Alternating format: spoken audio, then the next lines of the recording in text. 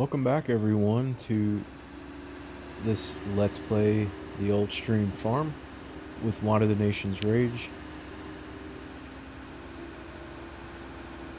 I have a long story to tell you, but I'll spare you about why I still am in possession of these two lease items.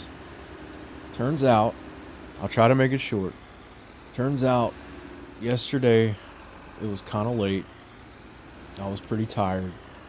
So I decided to sleep on it. I had told you guys that I was either going to keep going or turn the equipment in, and I thought that I had decided to just turn it in.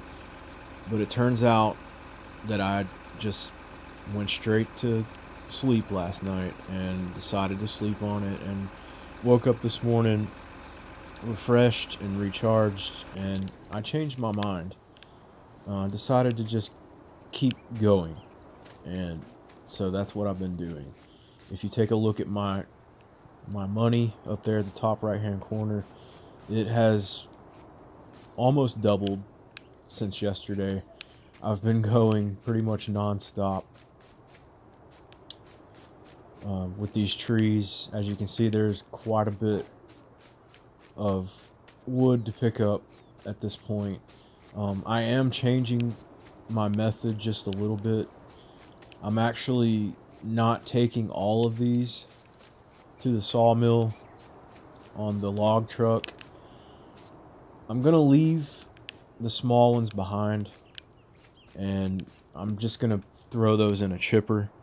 When I say the small ones, I mean the ones that are small enough for me to pick up by hand. Like those are gonna go in a wood chipper.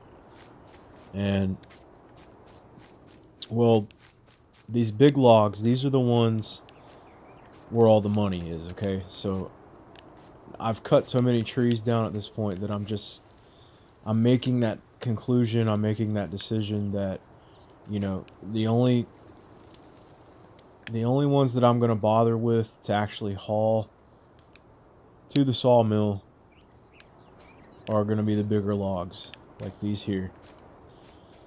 So that creates kind of an issue for me at this point. As you can see, there are logs all over the ground, and I'm having a hard time using the equipment at this point, and it's slowing me down a lot, not only because, well, there's wood everywhere, but also the terrain is becoming an issue, and I'm finding that I'm actually getting stuck. As I try to go about cutting the trees down, I'll get stuck picking them up too. And so I think at this point I'm gonna kind of pause what I've been doing, and I'm gonna come over here and lease a chipper, and I'm gonna start cleaning up just a little bit to make it a little bit easier for me to get around in the harvester and whoops, wrong one. In the harvester and in the log truck to pick the logs up. So I'm only gonna lease this item. I have plenty of money, so at this point I'm not too worried about that. I'm actually looking at this machine here, the Gens BA725D. It says I can initially lease for $32.64, operating hour $13.44, and $6.40 per day. That's not bad. So I'll go with this. I'm also going to have to lease. This is where it gets a little bit expensive. But I'm also going to have to lease a larger tractor and a larger tipper trailer. Now, it might take me a while to figure this out. So I'll get back with you when I make my mind up on how I'm going to do this. So I think what I'm going to do from this point is, instead of trying to lease another tractor, I'm going to go ahead and try to, boy, this has been sitting here since I ended that episode the other day. Haven't touched this tractor. That's how busy I've been in the woods. But I'm going to try to go ahead and make it work with what I've got so I don't have to lease another tractor because it's very expensive. But I have leased these two items here. Leasing the chipper and also that Joskin tipper trailer. Leasing a chipper and a tipper. But this tipper trailer here, it will hold 31,000 liters of wood chips. So the reason why I'm going with a bigger tipper and not just using the one I already have should be pretty obvious, but it's because I'm trying to limit the amount of trips that I'm taking to the sawmill, and I'm trying to save time. I'm just hoping that this tractor right here has enough power to move 31,000 liters of wood chips. If it doesn't, I'm gonna have to end up leasing a bigger tractor. But if I can make it work with this, I will, and therefore save money. Because I'm trying not to spend any more than I absolutely have to. But yeah, coming up on the yard here, you can see how many trees I've cut down. You can really start to see the impact that it has made on the environment and the surroundings by just looking at it. I mean, the tree line used to start right there, and I've gone all the way back, almost all the way, to where there's not really much space left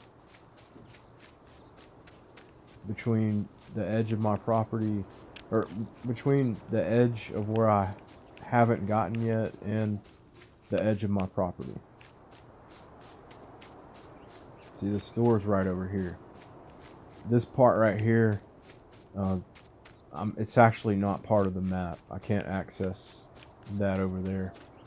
So everything from where this hill starts straight up, I've basically got this here and a little bit on this end that's left. It's not a lot at all. See, I can't go past that. So I've got, I would say, at least 75% of all the trees I've already cut down. And you can see my money, so you can see how much I've made. I'll go ahead and show you the operating hours on the equipment here. So I've paid for 8 hours in this and 2.7 hours in that, in the harvester. So just to give you an idea about what I've paid versus what I've made. There you go.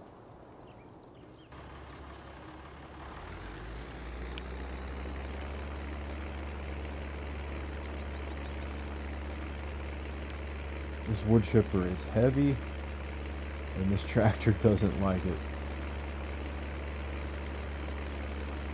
That's why I'm worried about the Fiat trying to haul that tipper when it's full of wood chips all the way to the other side of the map. I'm a little worried about it.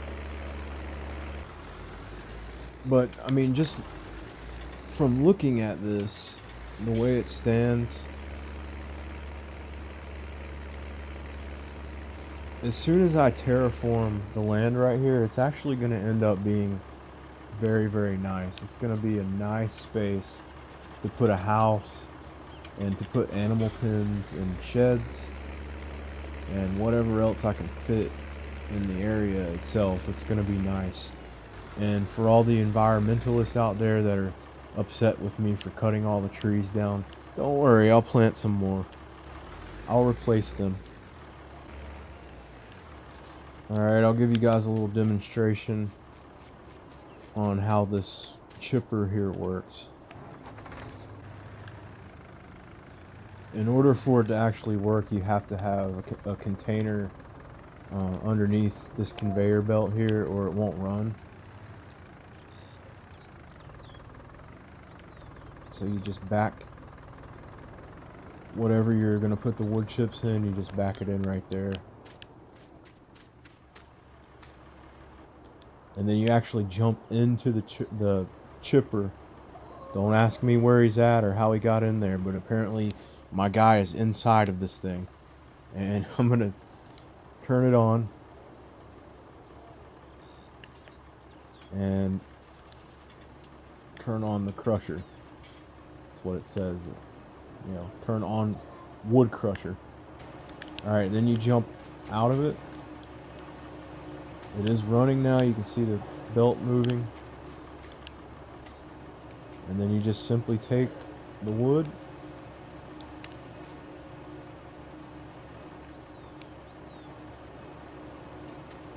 drop it on the belt,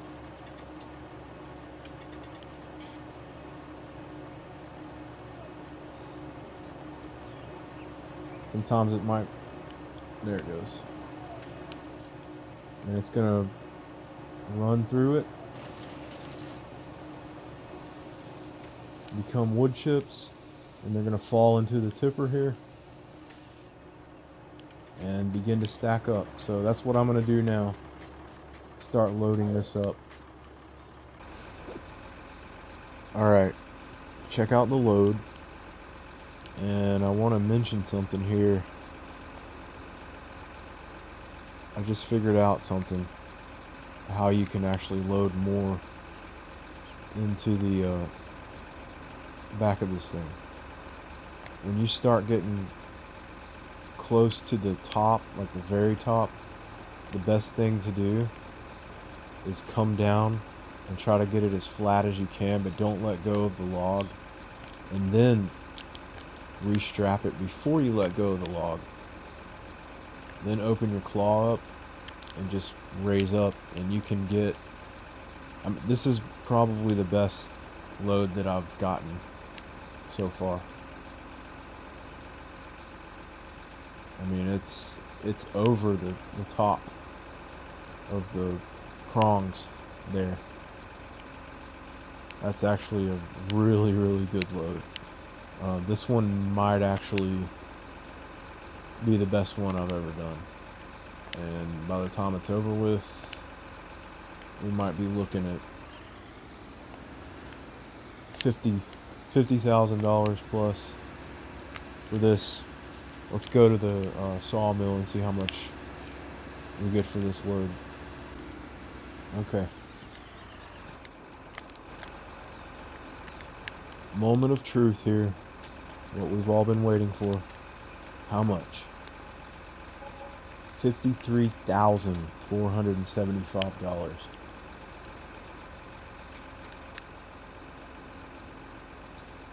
Alright, so here's what we got.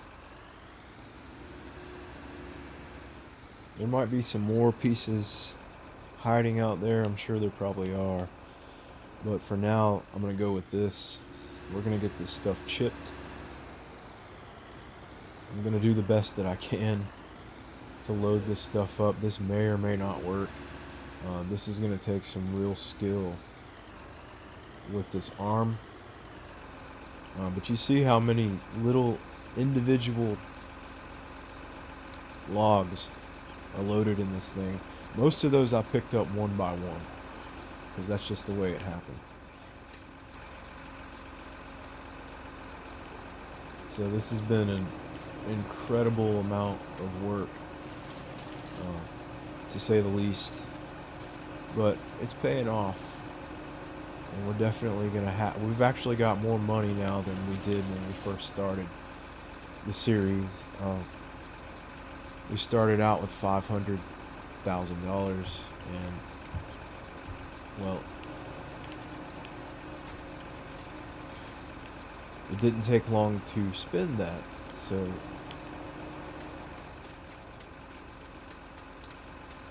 it's probably not going to take long to spend this, but at least we'll be getting further along And I'm hoping that we can at least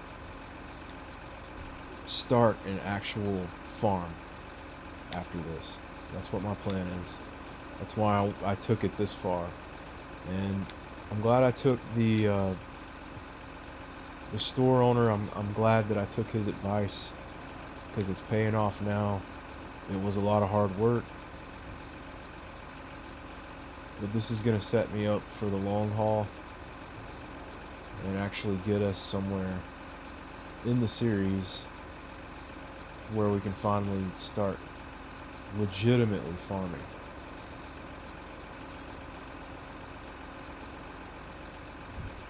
Okay, like I said, hopefully this will work. If not, I might have to cut these up with the chainsaw.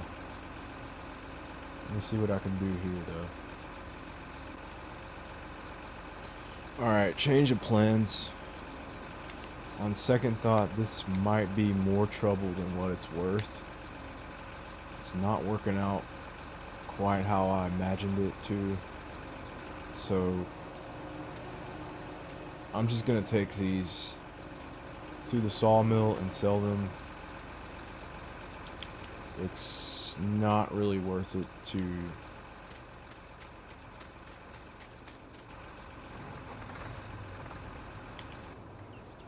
take all the time that it would take to use that arm to feed these small logs into that chipper. I know I spent money on leasing it. Well, I wasted that money because it's going to take a lot less time to just take this stuff up there and sell it and let them chip it. If it were real life, yeah. Sure, you could do it. These logs, well, I mean, if you look at the logs and you look at him, they are kind of big. So I understand why you can't move them by hand, but if you could, it would be a lot more convenient. That's all I'm saying. And, you know, the chipper is a good thing. I like chipping the wood. I enjoy it. But when you've got logs this long, it's near impossible to do it. So I say just, we're better off taking it to the sawmill.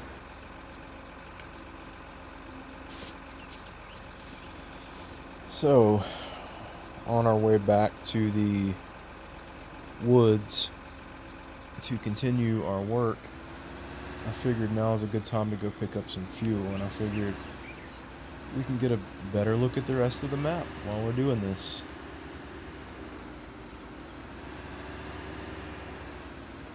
And here's the fuel station.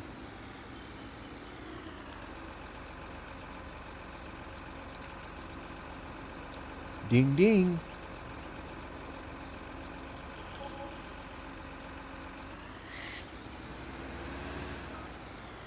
All full. Oh. Man, I got lucky. I barely fit under there. Alright. There's something about this map that I really, really like a lot. I enjoy the hills. I enjoy the buildings that were used.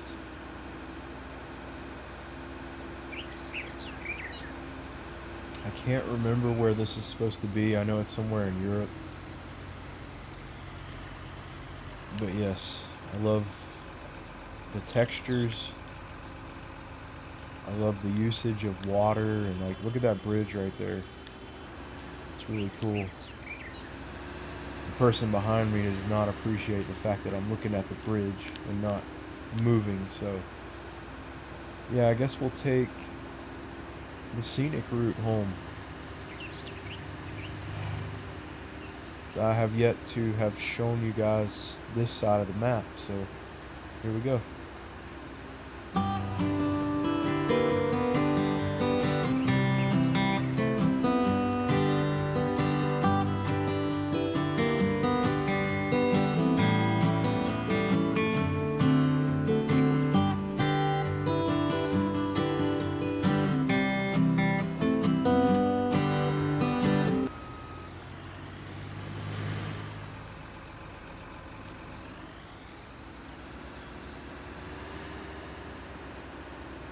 Pretty sure he was in my lane. Again, don't like the traffic in this game.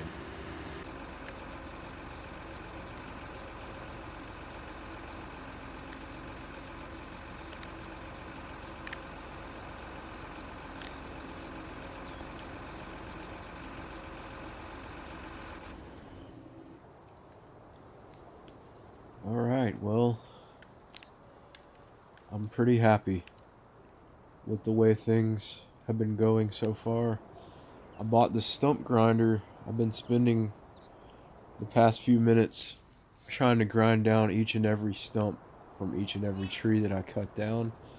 I found some scraps laying here and there. There's probably some more laying out there as well. It was a lot. I can't tell you exactly how many trees I cut down, but I know it was a lot of trees.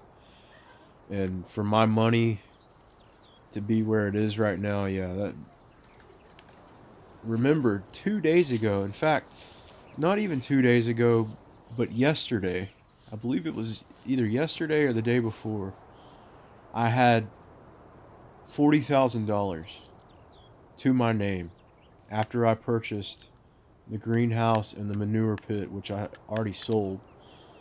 But yeah, that's how much I had to my name. Now, as you can see, I'm doing much better, but I've been working very, very hard. This is not for the faint-hearted, because this has been a lot of work. And I think I'm finally at the point now where I can say it's time to do some terraforming. Now, I'm going to have to really be careful doing this because it's going to start eating away at my money like right away. And I want to make sure that I do everything the right way the first time and get it right. It's very important that I do that. So just bear with me here. I'm going to try to get this land as smooth and flat as I can possibly get it without spending too much money.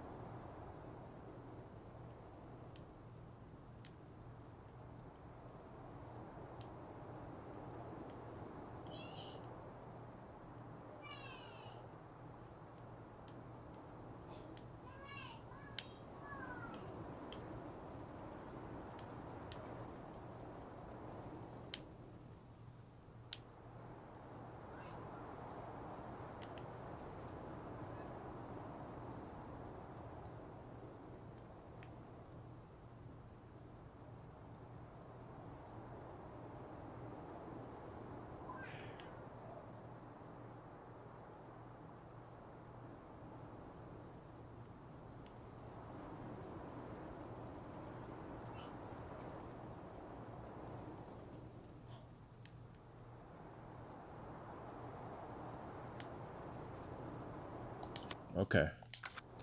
Well, there was a hidden stump right there that we just found. That's keeping that from being flattened. And a lot of times this will cause problems because once you remove the stump, the ground might be stuck like it is, like right there that you see. I had that happen to me previously. The terraforming tools in this game are experimental at best. Alright guys, this episode is shortly going to come to an end, but before I close it out here, just wanted to show off the total transformation of the field and now the yard next to the field. We have space over here, finally.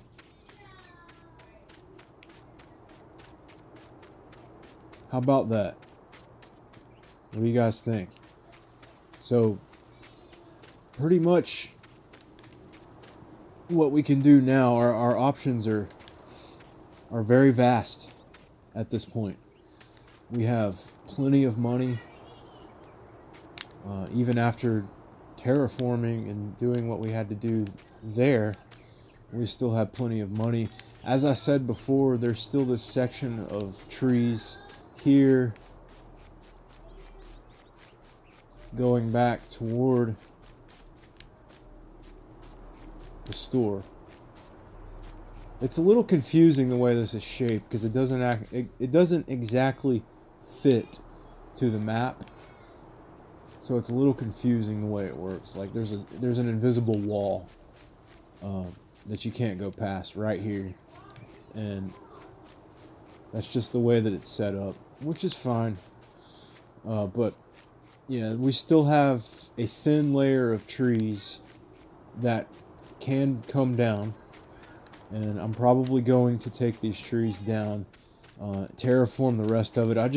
I was tired of cutting trees down by now. I mean, I've cut so many trees down in the past couple of days. I just want to give it a rest. But I will finish. Okay, so hopefully by the time I do the next episode, it'll be completely done. These trees will be gone. We'll have more money. Quite a bit more money, actually. And I don't want to give too much away, but I'm getting a house, okay? I'm finally getting a house. And, you know, this whole chair thing, it worked for a little while, but it's really starting to kill my back. So it's time to get a house with a bed and a shower and a toilet and all that awesome stuff. The bumpkin is moving up, and I'm excited about it. I mean, just think about it. The sky's the limit. So we started 6 episodes ago. Was it 6? Or was it 7? 7 episodes ago, actually. Yeah, this is the 7th episode. 7 episodes ago, we had less money than we have now. And we had nothing. Now we have this good piece of land here. It's a pretty decent size amount of land. We have more money here.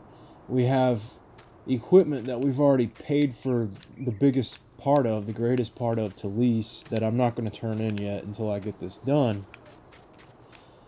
And we have the money. The money. We have a greenhouse. We have tools. We have equipment. That's the thing. Like, we have everything that we need, more or less, to do some basic farming. And then for the more advanced stuff, we have a head start on funds to get us to the more advanced stuff even. We still have all the equipment sitting over here at the store. We have enough space now and enough money to buy our own shed, so we can do that. Dude in there will stop harassing me about how dirty my equipment is every time I want to come park it. No, I'm just joking. They actually, I gotta hand it to the guy in the store.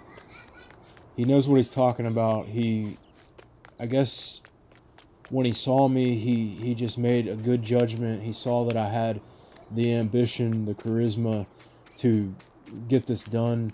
So he gave me the advice. It was good advice. It paid off. And I'm glad that I took his advice. So anytime you face that point in life where you're at the crossroads of taking chances or not taking chances, you never know. You might want to go ahead and take the chance, because sometimes it pays off. That's all I got to say. And with that, I'll let you guys go. I thank you for watching the Old Stream Farm with the Bumpkin Farmer. Jared here with Wine of the Nation's Rage, signing out. See you later.